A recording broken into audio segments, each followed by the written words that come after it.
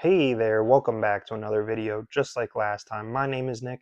Got my notes right here like always, and today we have a bit of a what if video for everybody to enjoy on the internet. Let me explain what I'm talking about. One of my last videos I talked about how the UFL is implementing new rules for the 2026 season, and one of them is that field goals made from 60 plus yards are worth 4 points, not 3 points. So what I did is I found all the 60 plus yard field goals made in the 2025 NFL season, and I implemented this rule. So we add a point to every team that kicked a 60 plus yard field goal and see if it changed the outcome of any of those games. What I didn't do is find field goals that were made from like 57 yards that would have been good from 63 or 64 yards. I did not do that. This is just 60 plus yard field goals from this past season. There were 22 60 plus yard field goal attempts made last year. Only 12 of them were actually good field goals. So just over half of them were actually good field goals. Starting out with week 1, in a game between the Pittsburgh Steelers and the New York Jets, Chris Boswell made a 60-yard field goal with a minute and 3 seconds left in the fourth quarter. This made the game 34-32 in real life, but what it would have done with that extra point is made it 35-32, meaning that if the Jets got into field goal range, the traditional way we know it, it would have only tied the game. So it would have set the Jets up to kick their own 60 plus yard field goal to win the game. Ultimately, though, this did not change the outcome of this game because the Steelers did win 34-32. So it only would have made it a 35-32 win. Our second field goal from 60 plus yards in the 2025 season was in week 2. It was a game between the New York Giants and the Dallas Cowboys. Brandon Aubrey kicked a 64-yard field goal as time expired to tie the game at 37 to send it to overtime. But what this would have done is it would have been a game-winning 64-yard field goal. It would have made the game 37-38, and the Cowboys would have won as time expired, eliminating the overtime period that was played. In real life, the final score was 40-37. The Cowboys kicked a field goal in overtime. So while not directly changing the outcome because the Cowboys still would have won, it would have eliminated that overtime. In week 3, we had our third 60 plus yard field goal in a matchup between the Cincinnati Bengals and the Minnesota Vikings. Will Riker kicked a 62-yard field goal as time expired going into the half, which made the score 34-3 in real life. It would have made it 35-3 with this extra point added. And this would not have changed the outcome of this game at all because the Bengals never stood a chance this game. The final score was 48-10, so it would have been 49-10 with the extra point added on for the 60 plus yard field goal. In week 4, we had a fourth straight week with a 60 plus yard field goal made, this time between the Tampa Bay Buccaneers and the Philadelphia Eagles. Chase McLaughlin hit a 65-yard field goal just as the half ended to make the score 24-6. In real life would have been 24-7 with that extra point. But that point does not change the outcome of the game because it would have made it 26-31. In real life, it was 25-31. The Eagles won that game. In week 7, we had our fifth 60 plus yard field goal, and it is a player that I have already talked about, Brandon Aubrey. This time against the Washington Commanders, it was a 61-yard field goal at 7:22 in the second quarter. In real life, it put the Cowboys up 20-8. It would have made it 21-8. This extra point did not change the outcome of the game, however, because the Cowboys would win 44-22 in real life, so it would have been 45-22 with their extra point for 60 plus yards.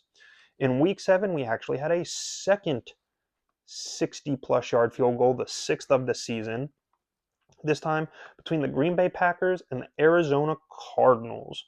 Lucas Haversick made a 61-yard field goal as the game went to the half, making it 6-13 in real life. It would have been 7-13 with that extra point.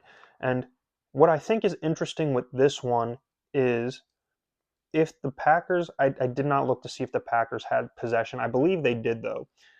Going out or coming out of the half, they had first possession. So that would have given them like a bit more incentive, I feel like, to score a touchdown, knowing that that field goal only put them down by 6. So if they got a touchdown and then converted the extra point, they would have been up coming out of the half instead of potentially tying it, getting that touchdown to tie it at 13. Ultimately, again, this did not change the outcome of the game because the Packers won this game 27-23 in real life, so it only would have been 28-23. But that would have taken a 60-plus yard field goal to tie away from the Cardinals because that put them up by 5 points. In week 9, we had our 7th 60-plus yarder of the season. It was Cam Little when the Jacksonville Jaguars took on the Las Vegas Raiders.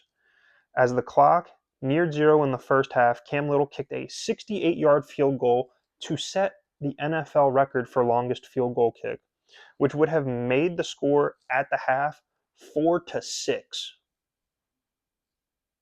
I guarantee you that has never been a score at halftime, 4-6. While this kick didn't directly change the outcome of the game, Cam Little would kick another field goal with 16 seconds left to tie the game at 23.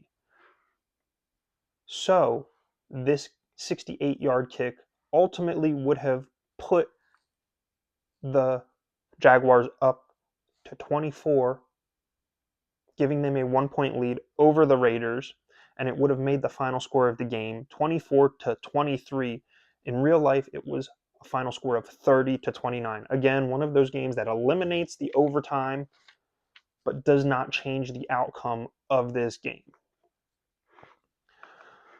Our 8th 60-plus yarder of the season, 60-plus yarder. Week 12, Evan McPherson when the Cincinnati Bengals took on the New England Patriots.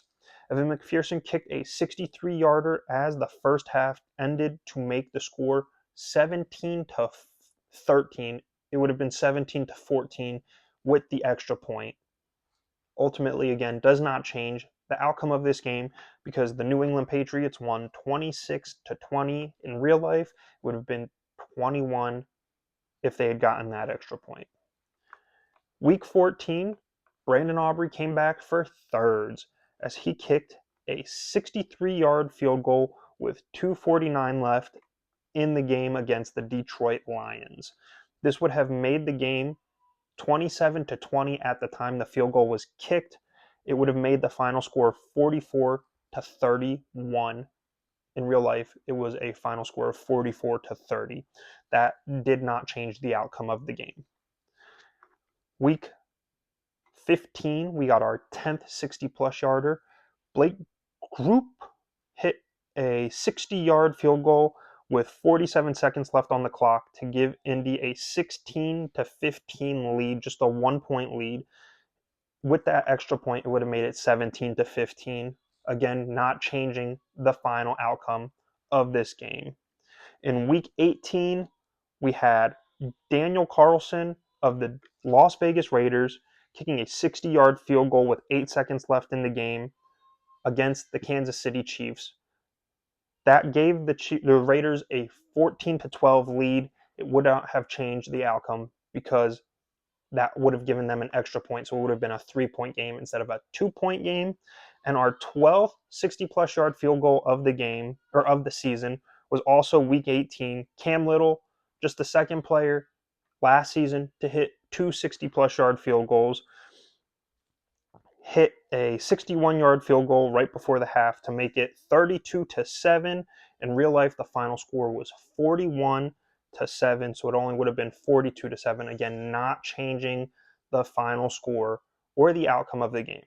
So honestly, who knows what this rule would have done. I'm sorry if you just watched 10 minutes of this video for me to say 60-plus yard field goals worth 4 points didn't really change anything last season. But again, how would that rule, or how would teams implement that rule to benefit them in closer games if they actually were getting an extra point for kicking a 60-plus yard field goal? Just something to think about. But if you made it this far, you might as well hit that subscribe button. That's going to help me fund my hat addiction eventually. And you know what that means? That means you'll get to see your favorite team's hat on my head when I do a video on them next time. But until then, bye-bye.